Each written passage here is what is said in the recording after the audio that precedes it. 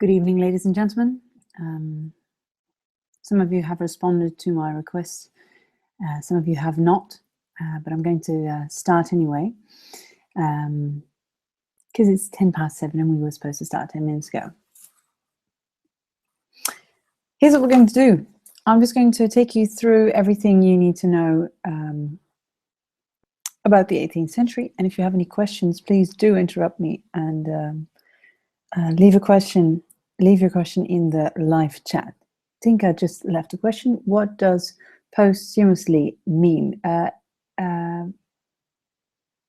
It means after somebody died. So in Dutch we would call that postuum. I hope that answers your question. Right, let's just get started. Because I'm first going to take a step back, basically, because last live stream was interrupted for some reason. It did not. YouTube decided not to broadcast the final 3 or 4 minutes, so I need to take you through several things that I told you about the 18th century. I already told you that this was the start of the Age of Enlightenment, and this age was characterized by several scientific discoveries, many of which had something to do with nature. Nature had always been a mystery that was terrifying at times, and an explanation for natural disasters had always been found in religion. And science now made it possible to clarify and to explain these these disasters and these phenomena. It was also the rise of reason, the power of rational thought. Philosophers such as Voltaire were convinced that the power of the human intellect was virtually limitless. So, in other words, they thought we could do everything as long as we put our minds to it. Furthermore, quite a number of things happened in the United States, which only became the United States in the second half of the 18th century. And in 1787, the Constitution was written, and this was quite something, because for the first time the people were actually in charge. The nation's people decided on how the country would be organized. France soon followed the American example in the French Revolution that would leave France a republic rather than a monarchy. The British monarchy was also criticized, but was not permanently replaced with a republic. In other respects, the 18th century was as turbulent for Britain, but in a positive sense. For those of you who've seen the first video, my question for you is, what development altered the economic position of Britain? And please leave your answer in the chat. So, what development altered the economic position of Britain?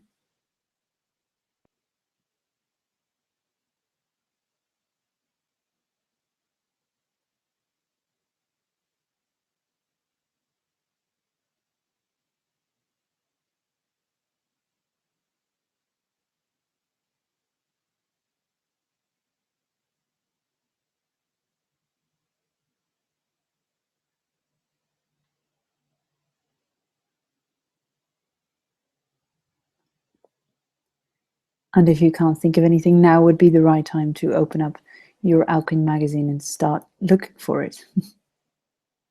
Because I'll be awaiting your answers. So I'll repeat the question. What development altered the economic position of Britain? Yes, thank you, Tinka. That is indeed the correct answer. The Industrial Revolution.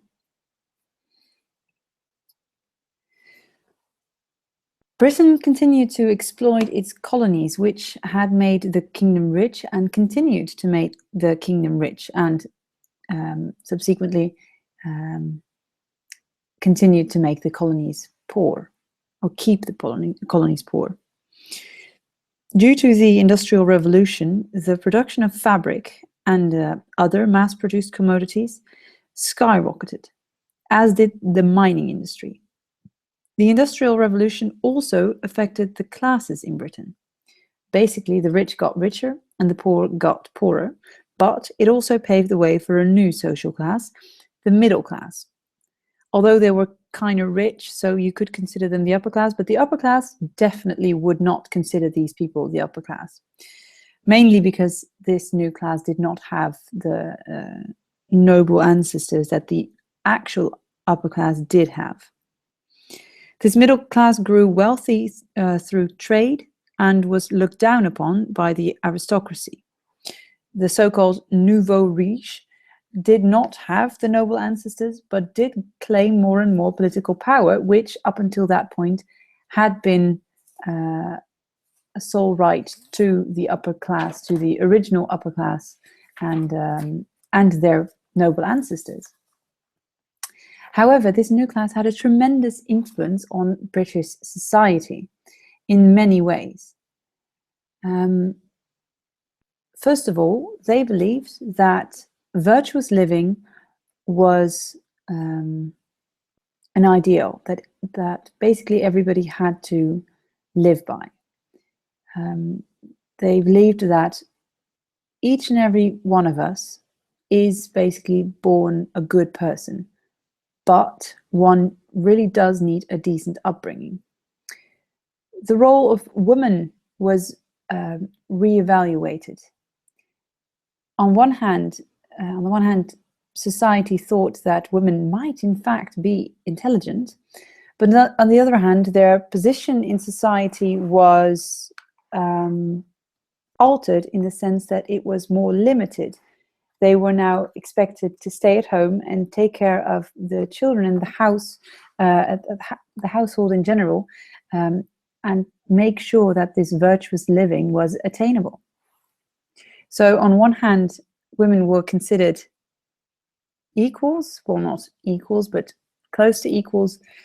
And on the other hand, they were limited in many respects. Just checking for your questions. Nope, no questions. Okay, then I'll keep going. Then there was a lower class. As I said, the poor merely became poorer, whereas the poor in previous eras and centuries had been the mostly farmers who did not live in the city, or people in the city who were outlaws or outcasts.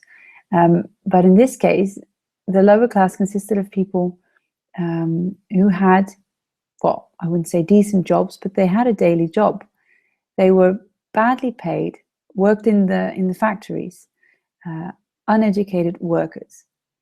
They moved to the city, but ended up in the suburbs, which in the concept of a suburb as we now know it came into existence at this point in time. So the suburbs, or the suburb in general, is an invention, or not an invention, but a consequence of the developments in the 18th century.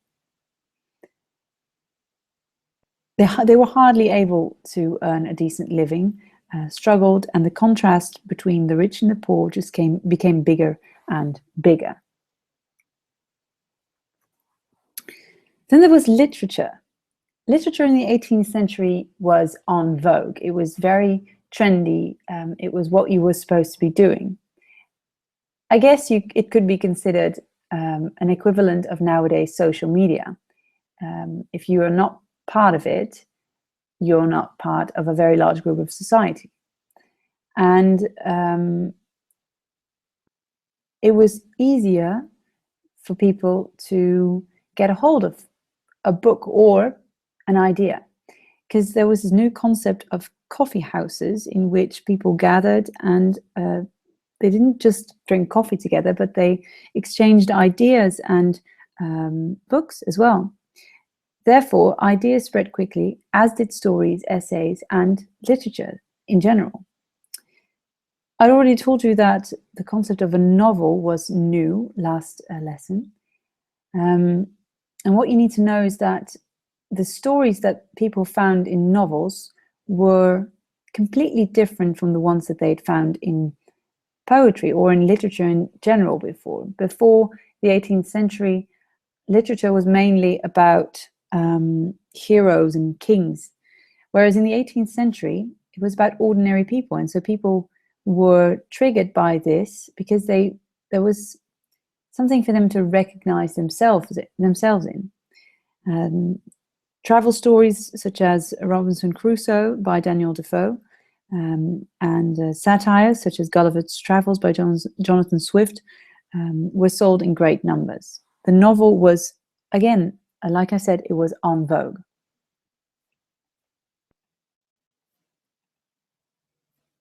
Okay.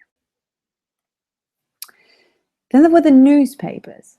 And the newspapers, as we know them today, are in fact an invention of the 18th century. There had been similar publications before, but they didn't quite match the concept of newspapers as we know them today. They were published, well, not randomly, but certainly not as regularly as newspapers are, and the content was not as structured as the content of an everyday newspaper is. So what was published before were rather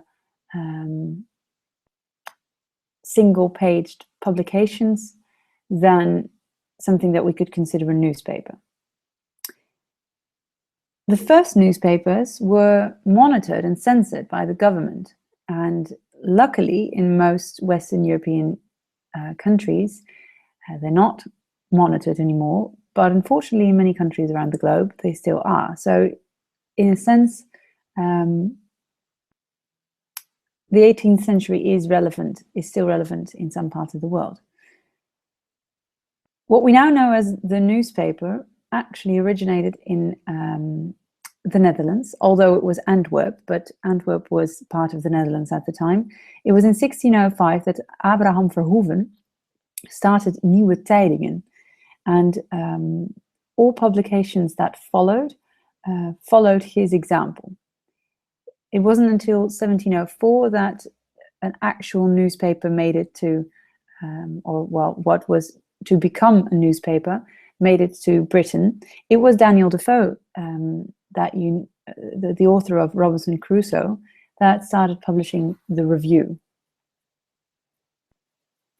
Fun fact is that this is not something you need to know for the test, but the newspapers were printed per page because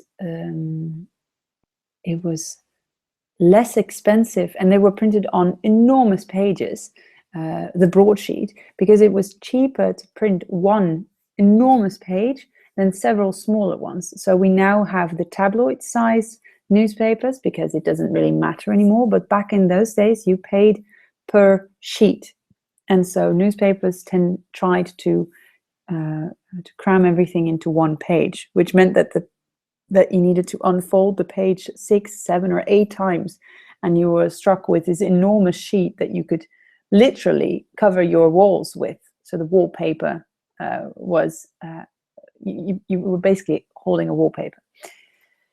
Like I said, this is not something you need to know for the test. If you have any questions, do allow me to remind you of the fact that that I kindly encourage you to leave them in the chat.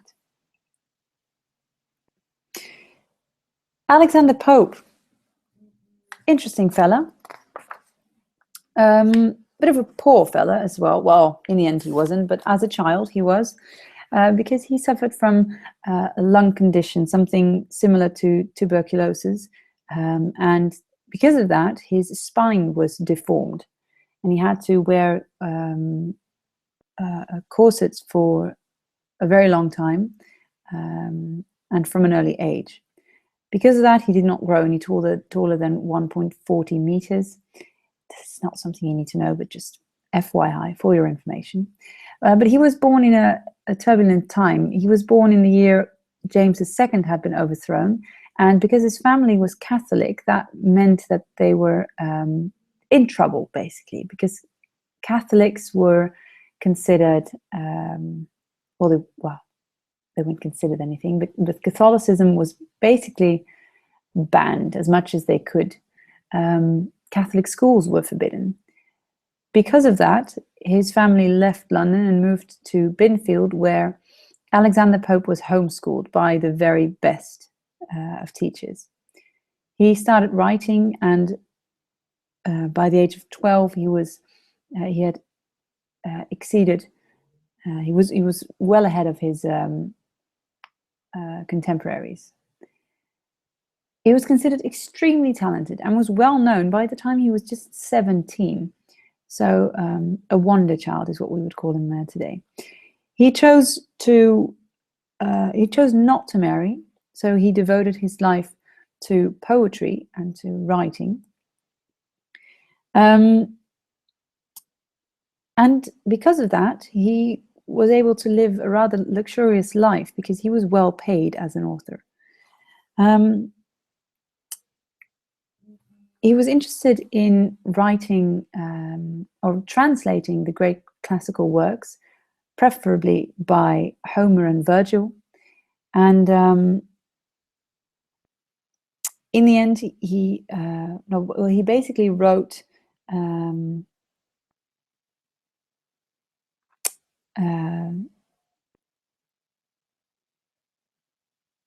how shall I put it?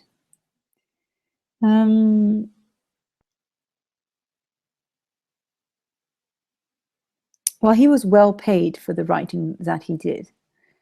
So there was always this task at hand that required his writing, and the poem that you are going to read, or that you have read, is The Rape of the Lock, and this was a request from a friend of Pope's. The background story is a bit, well, not a bit, it's very weird, but his close friend John Carroll asked him to get two families back together. Lord Peter had cut off a lock of hair of Miss Arabella Fermor, and her family was not very pleased with that fact. So we're talking about a lock of hair. We're not talking about real, well, it is kind of indecent to cut off somebody's hair, but only a small part of it. It's still kind of weird, no, very weird. But the family was outraged, and they demanded the return of the lock. Lord Peter did not agree. He just refused to return it. And so the families ended in a feud. And this is where Alexander Pope came in, because John Carroll asked him to write something that would bring the families back together.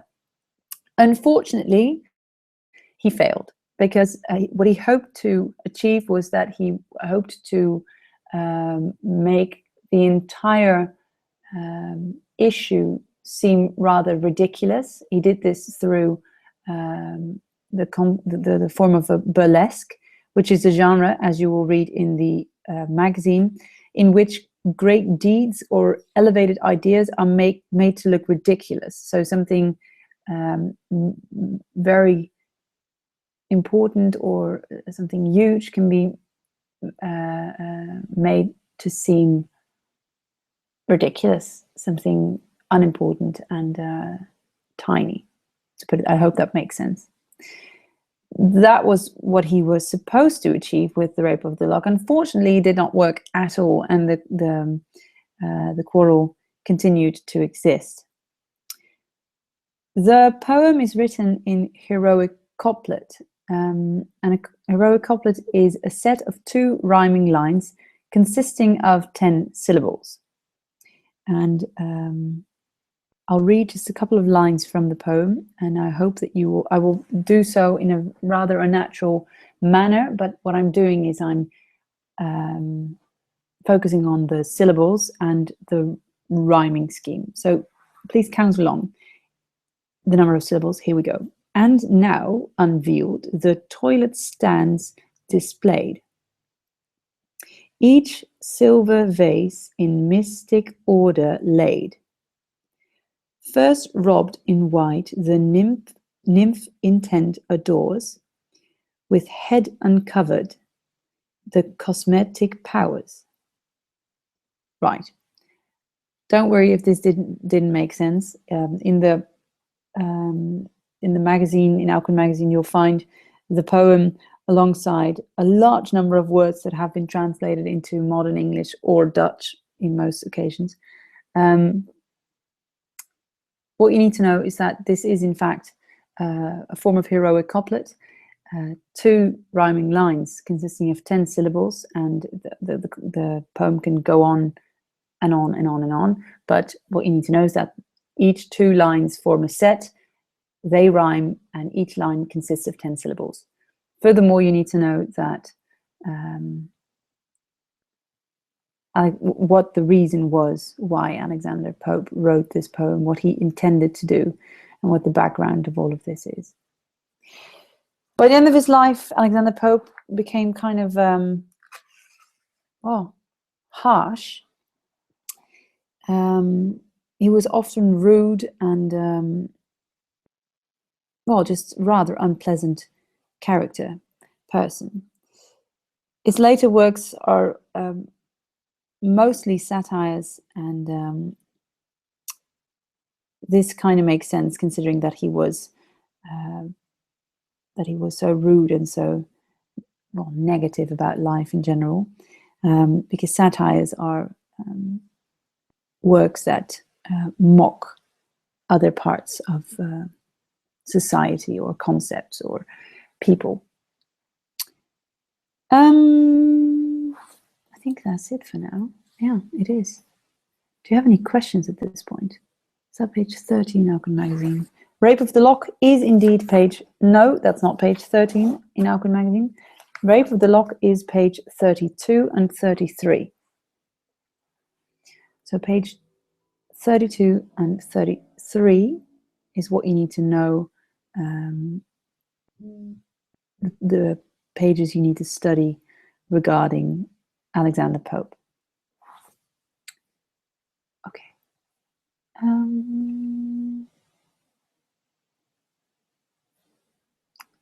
That's all I have to tell you for now. So I'll get back to my question. Do you have any questions?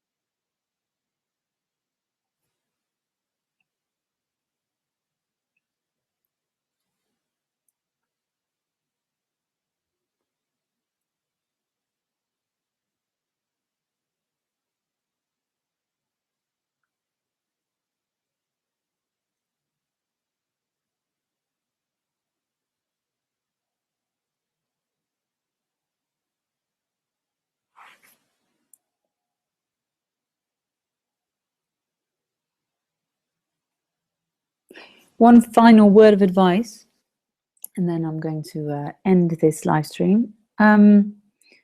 Try to make a list of all the types of verse that you found in Alcuin magazine. So I've just instructed you on how to recognize heroic couplet. There's of course a sonnet, there's blank verse, there's all sorts of all types of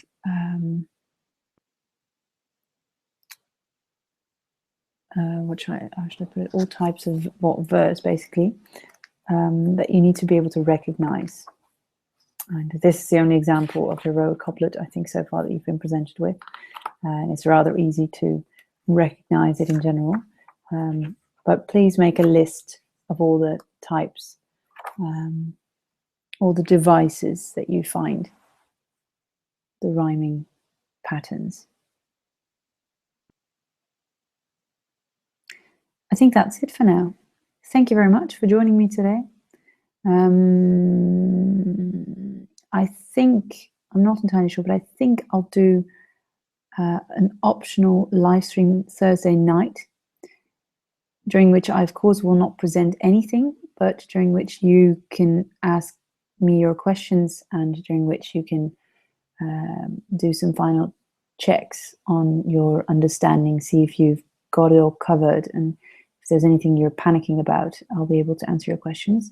I'll post a question, I'll publish a question on Google Classroom asking you if you would like such an extra live stream. If not, then I won't do it. And if, I don't know, even 2 or 3 of you would appreciate it, then we'll do it. Thank you for watching. I hope it was helpful. If you have any questions after having watched this live stream, just send me an email, let me know. Please do get in touch and I'll try to answer your questions as well as I can. Good luck studying, good luck preparing for your other tests, and thanks again. Bye.